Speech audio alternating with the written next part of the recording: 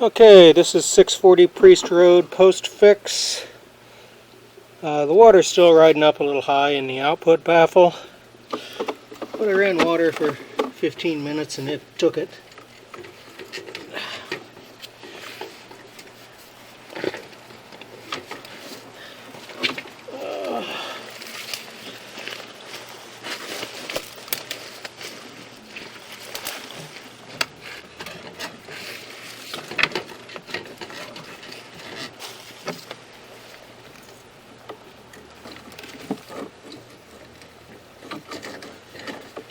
There we go.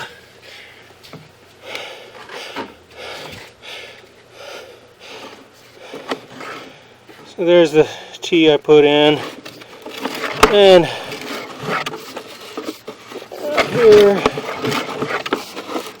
get to the drain field. It's taking water, it's just the baffle's a little low. Hopefully that's okay.